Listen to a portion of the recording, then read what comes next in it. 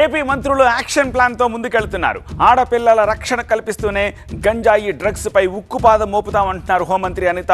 కొత్త మద్యం పాలసీ తీసుకొచ్చి నాసి రకం లిక్కర్ లేకుండా చేస్తామంటున్నారు ఎక్సైజ్ శాఖ మంత్రి కొల్లు రవీంద్ర.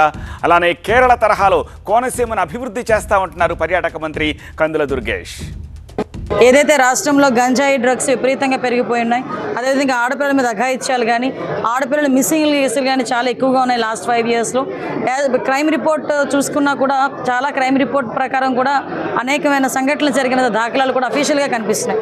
వీటన్నిటినీ కూడా ఓవర్కమ్ చేయడమే కాకుండా ఈ రాష్ట్రంలో ఉన్న మహిళలకే కాదు సామాన్య ప్రజలకి కూడా వాళ్ళ తాలూకా భద్రత, వాళ్ళ ఆస్తుల తాలూకా భద్రత అన్నీ కూడా మేము చూసుకోవాల్సిన అవసరం ఉంది. కాబట్టి దీని మీద పోలీస్ డిపార్ట్మెంట్ వాళ్ళతో మేమందరం కూడా మాట్లాడుకొని తగిన నిర్ణయాలు తీసుకొని యాజ్ ఎర్లీ యాజ్ పాసిబుల్ ప్రజలందరికీ ముందుకు తీసుకొస్తాం. అక్రమ మద్యాన్ని పెట్టి విపరీతంగా రేట్లు పెంచి మరి ప్రజల ప్రాణాలు ఇవాళ హరించినటువంటి పాలసీతో గత ప్రభుత్వంలో నడిచింది లిక్కర్ పాలసీ.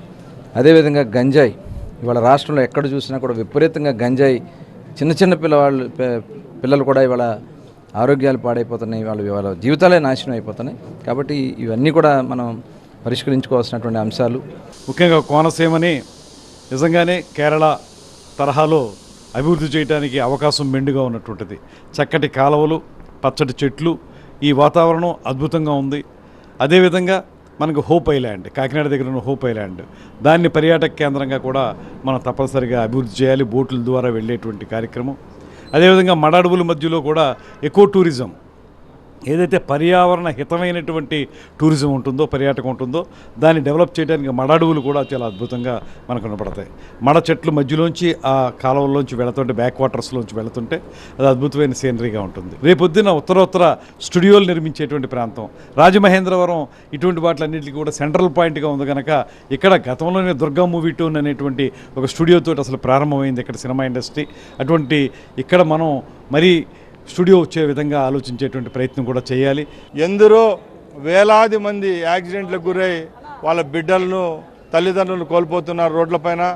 వచ్చే 5 సంవత్సరాల్లో తప్పకుండా యాక్సిడెంట్ జరిగే ప్రాంతాలను గుర్తించి పునరావృతం కాకుండా చేస్తాను. అలాగే మా నాయకుడు మేనిఫెస్టోలో చెప్పిన విధంగా ఆర్టీసీలో మహిళలకు ఉచిత ప్రయాణం అనే ఒక స్కీమ్ను మేము ముందు అనౌన్స్ చేసినాం. ఈరోజు ఆ శాఖకే నాకు మంత్రి రావడం చాలా గర్వంగా అయింది. ఎందుకంటే ఈ రాష్ట్రంలో సగానికి పైన జనాభాలో మహిళా తల్లులు ఉన్నారు కాబట్టి వాళ్ళు రుణం తీర్చుకునే దానికి తెలుగుదేశం పార్టీ కంకణం కట్టుకుని ఆ పథకాన్ని ప్రవేశపెట్టడం జరిగింది. రేపు నెలలో మేము ఆ కార్యక్రమాన్ని తీసుకొని వస్తున్నాం రాష్ట్రంలో.